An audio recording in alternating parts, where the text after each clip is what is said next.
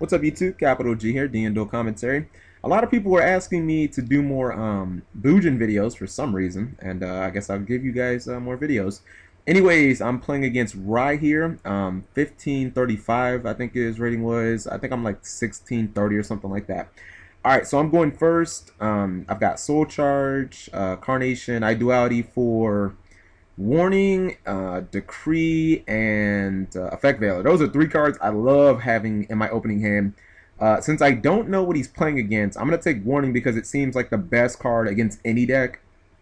I don't have Yamato, but I can go ahead, I can set Warning, I can summon Mikazuki, and if he doesn't immediately threaten Mikazuki, I will summon Crane and go into an Exceed play because I've got Soul Charge to back me up. Anytime that I have Soul Charge and I'm playing Blue Jeans, basically I just play as recklessly as fuck.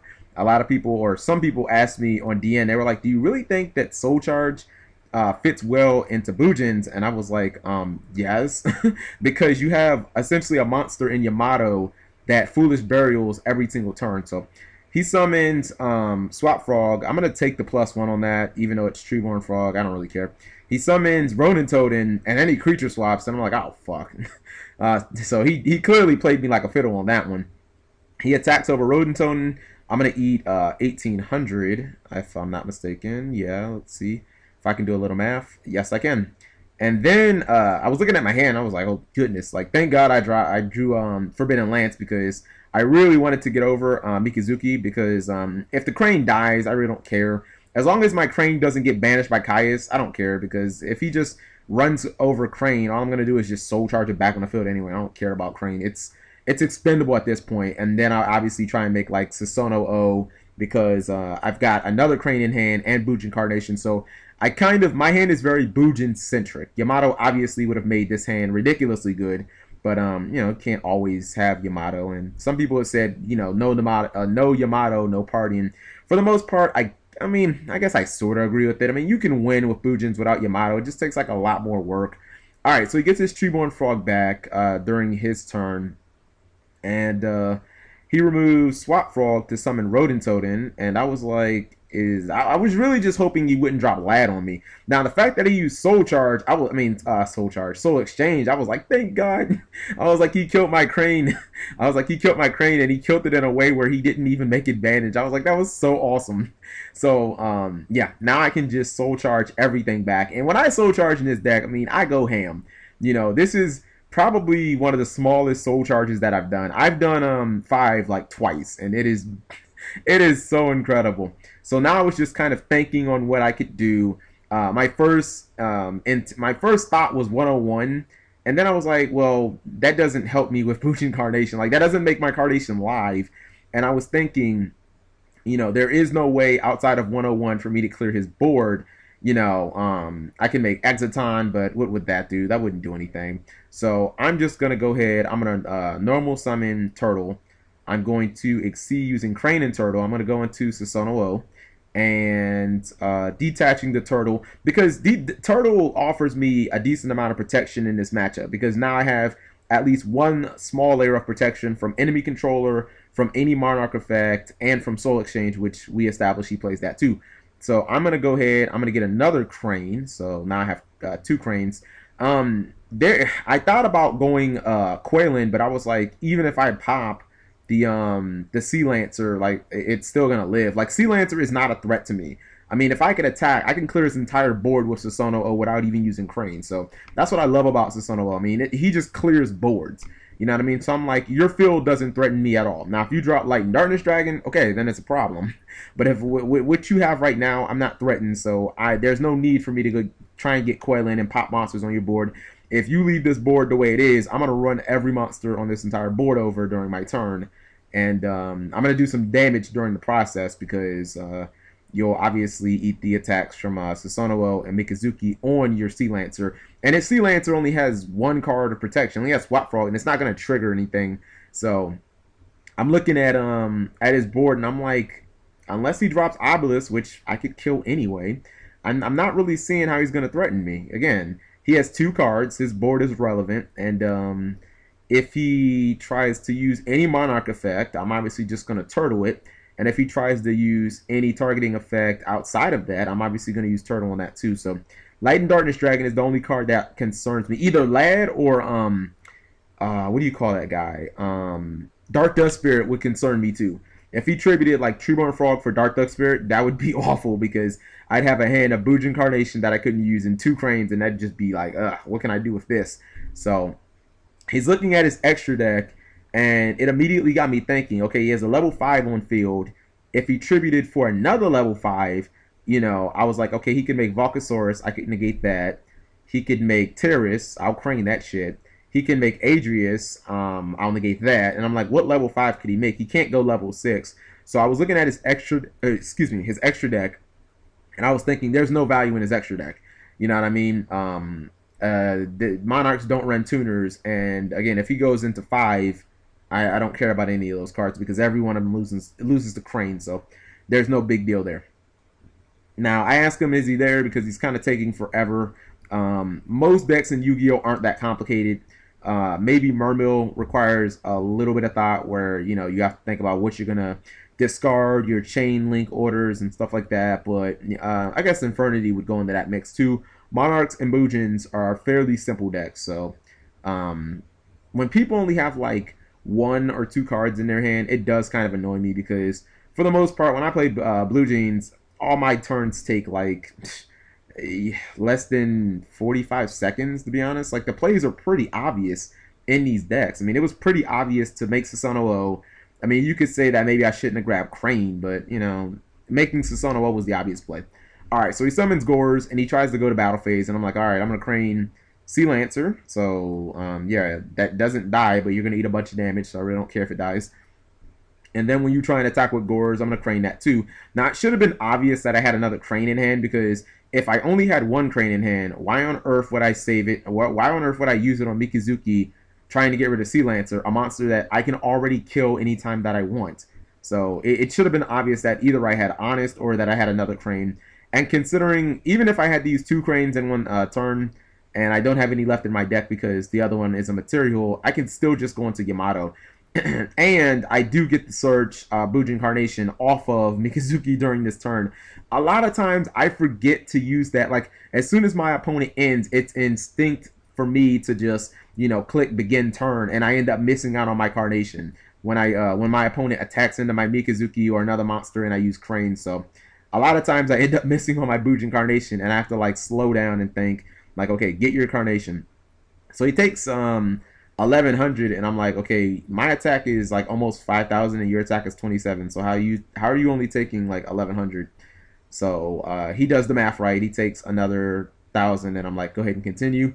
And he's looking at his graveyard, and I'm thinking like, okay, what else can he potentially summon? And he goes for Rodent Totem, which I don't care about. And you see, it was just instinct using, what's it called? It was just instinct hitting that the begin turn button instead of getting the Carnation. And it dawned on me right here. I was like, oh lord, I'm supposed to have another Carnation in my hand.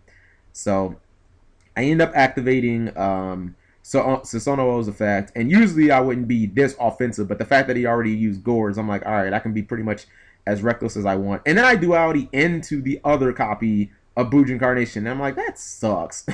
Now I looked at this and I was like, what do I want to get here? Because I'm going to get Carnation for free at the end of this turn, so obviously I don't want that.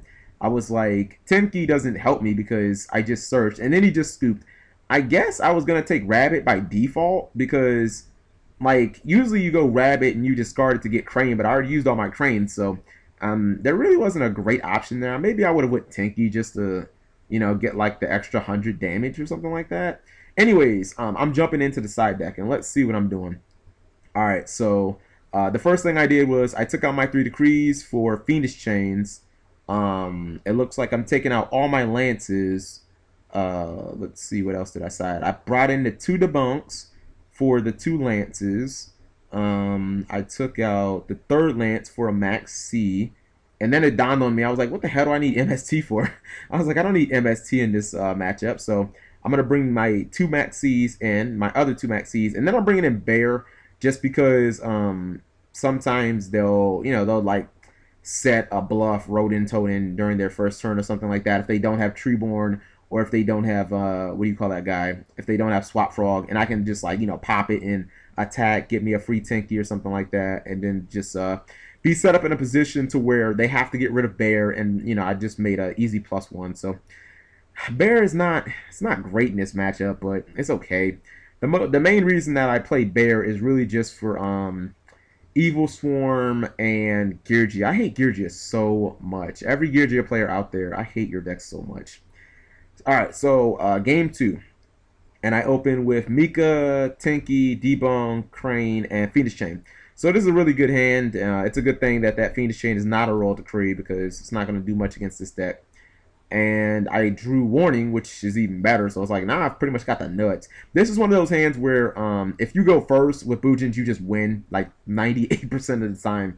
Like, you set up with Yamato, you protect them with Phoenix Chain plus Warning, and it's like, it's a wrap. Your opponent really can't do anything. Alright, so he set one. I set on my back row, and then I just passed to him. He set another monster.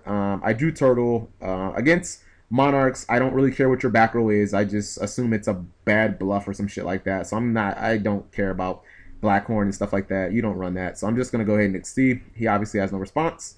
And I'm going to get Yamato just in case my Susanoo O dies. Now, I'm reading that face down card as a Malcat. I'm reading it as Malevolent Catastrophe because I've summoned twice. I went into an Exceed. He hasn't activated it. I've activated effects. He didn't activate it. So I'm reading it as a Malcat. And I'm thinking, okay, well, I'm going to wait until I've got like infinite resources. Then I'm going to try and pop it with like Diamond Dire Wolf or some shit like that. Then I'm going to go ham. But I'm perfectly content on not attacking because I can make advantage even though I don't attack, because Susanoo O can just grab a whole bunch of shit that I need. So I'm good. And look at my back row. It's loaded. I've got Phoenix Chain. I've got Debunk. I've got Warning. I wanted to at least use my Warning first and then potentially run into the Malcat. I was like, as long as I get my Warning off, you know what I mean? You go for Light Darkness Dragon or some shit like that. You know what I mean? At least then I can be content taking that -1 and losing my traps. But I'm not just going to blindly attack into it. And then it ends up being trap stun. I was like, oh, fuck. Okay. Well, I was like, all right, if he does do Light and Darkness Dragon, then during damage step, I'll activate its effect. It'll activate. It'll go to 23, and then it'll obviously just die. So it ends up being Mobius the Mega Monarch, which just sucks balls because I lose my entire back row. So as you see, I'm getting my Crane ready because I know he's going to attack into it. So yeah, I'm going to activate my Crane. And even though I just lost all 3 of my back row, the game is still in my favor because you've used your normal summon and I still have 2 cards to your 3, but technically Susanoo will give me another card. So it's technically 3-on-3. Now if you count my draw phase, I'm actually +1. So as crazy as that is, that he just completely ripped through my back row, Trap Stun was a -1, and then his summon took 2 monsters, so, and then it just died. So he didn't really make that much advantage. So anyways, Susanoo and Yamato are both going to try and get in. Actually, based on what I saw last game, I'm actually not going to attack with Susanoo. I'm just going to attack with Yamato. The reason I say that is I'm not going to run into Gores. I'm not losing the Gores. I'm not wasting a Crane on Gores. I am perfectly happy with attacking for 18 this turn and then trying to go for game during my next turn. There's no sense in me attacking into a Gores and having to burn my Crane this early in the duel. So I'm perfectly fine with just eating or just attacking for 18.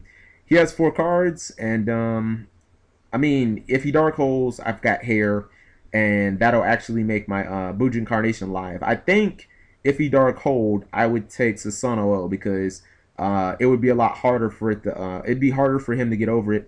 And then if he killed that, then I'd obviously Bujin Carnation. So, but again, he only has 4 cards, and it's going to be kind of difficult. Now, the one card that did kind of concern me is, you know, he was running creature swaps in the main deck. And even if he does creature swap me, I'm just going to give him Yamato, and I'm just going to run Yamato's ass over. So, you know, that doesn't really help him that much, I guess. And do I have a turtle in the graveyard? If I've got a turtle in the graveyard, I really don't see him winning. I think I don't have a turtle in the graveyard, though. I forget how I summoned Susanoo. I know I used Mika and something. I think I did use Mika and turtle. So without targeting or battle, I really don't see a way that he can come back and win. And now he's just kind of taking forever. So he activates Duality, which I was like, thank God. Now you can't special. That's great. He gets Twister and double creature swap, and I'm like, okay, none of those cards are gonna do much. and then he just scoops it up. So thank you guys for watching, as always.